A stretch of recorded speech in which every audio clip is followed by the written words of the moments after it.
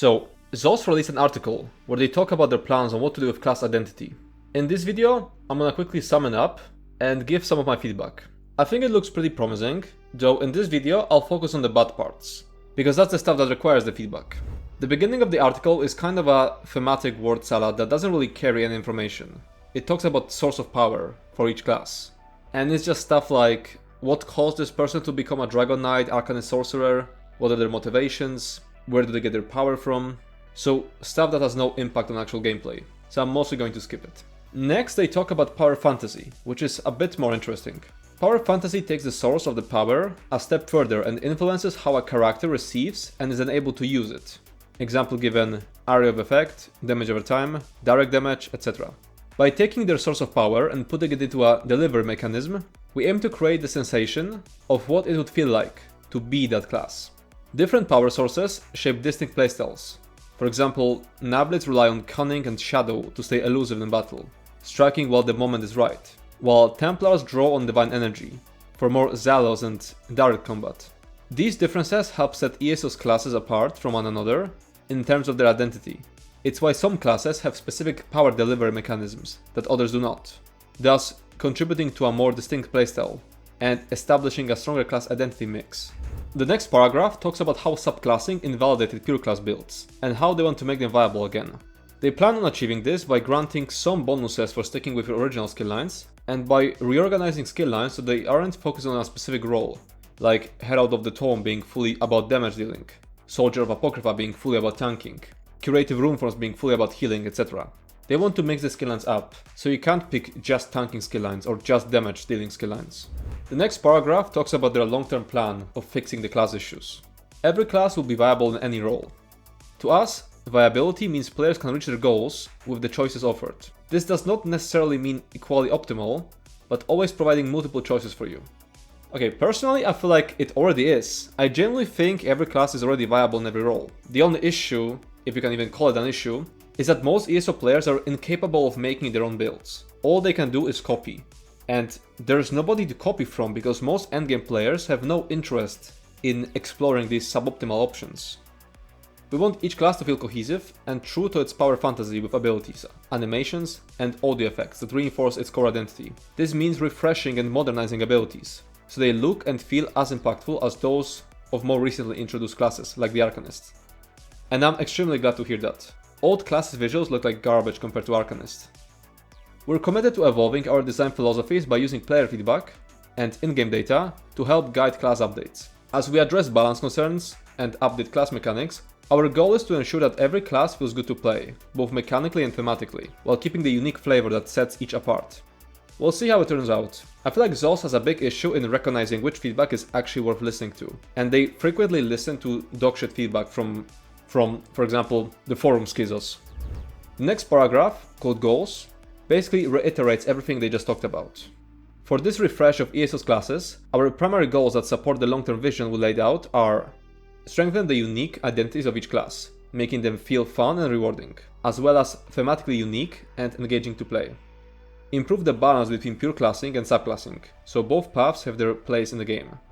Make each class's skill lines more varied and distinct for what they offer a role, so that each skill line holds something valuable, regardless of what you play. Use both in-game data and player feedback to help inform our decisions, ensuring changes reflect player experiences and preferences. Address power outliers in abilities and skill lines, and look at balance concerns as we progress through each of the classes, prioritizing mathematical and functional changes before visual and audio updates.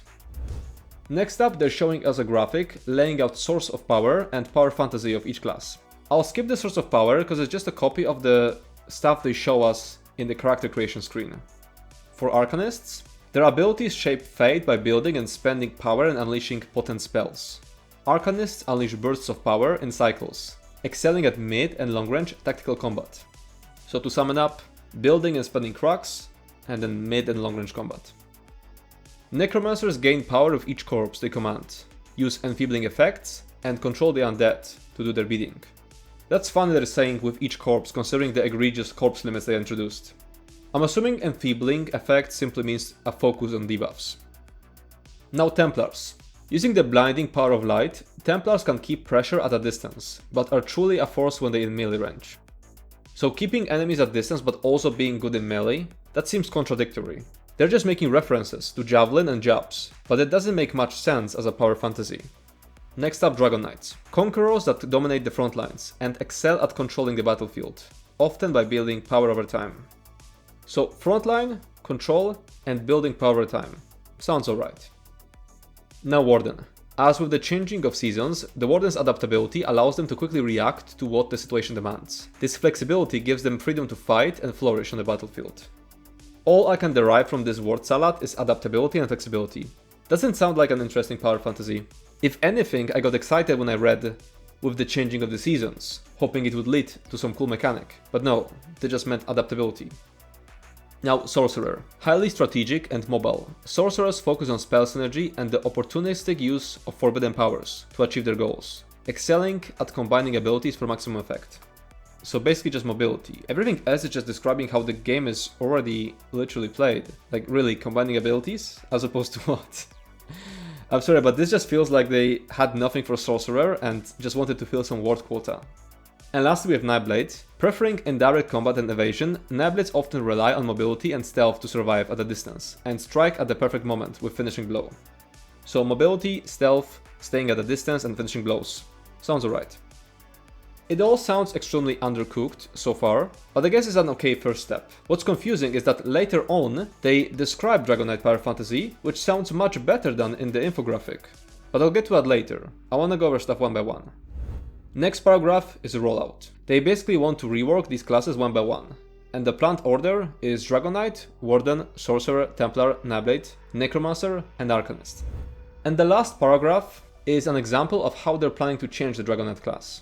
Dragonknights are attrition warriors. There will be many adjustments that help reinforce this experience, including unique damage over time parameters like shorter durations, higher damage per tick, and ramping effects that let them build their power over the course of a fight. Another area where this is improved is the new Avalanche passive in Earthenheart, which allows you to slowly build up momentum with a stacking damage bonus while in combat that can be lost if you fail to keep up pressure. And that sounds extremely promising. Dragonknight's flames are ravenous and demand fuel. Dragonknights are designed to require careful resource management, creating the feeling that their flame always needs fuel. This also helps balance the class, preventing them from dominating long battles, simply by outlasting their opponents. While we still believe in this design philosophy, we've also tried to build more satisfying methods of solving those problems inside the class kit, like reworked Inhale, which has moved to Ardent Flame, and now briefly restores a % of your missing resources over time, before unleashing its classic explosion. So other than moving Inhale to Ardent Flame, this sounds extremely bad. They already did a similar oopsie in update 34, when a dev note said that the class was meant to struggle more with sustain, and it caused a huge outrage in the community. There are two reasons why this is awful. First, not having sustain will never be fun. And second, we have plenty of tools to fix whatever sustain issues they throw at us. ESO has insane freedom in making your build, so we can simply choose to get more sustain in multiple different options. They will never achieve this struggle with sustain gameplay, because it will always be more optimal to trade power for sustain in another part of our builds, like champion points, enchants, food, or anything really. Not to mention that we can also get sustain from other players, through support sets. And if they balance around that, they're creating a very problematic environment, where the class is only playable with good teammates. If they really want to make fuel part of a Dragonknight class identity, it has to be some new type of class resource, kinda like cracks. Then they could make us actually struggle for that fuel, without it feeling bad to play, because we would still have stamina or magicka to cast other skills.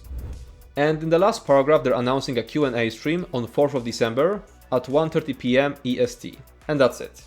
Again, I feel like my video sounded negative, but that's just because I feel like there's nothing to talk about regarding the good stuff. It's only the bad stuff that requires feedback to correct it. I'm actually pretty optimistic about it, and I'm looking forward to seeing what we end up with. Thanks for watching and see you next time.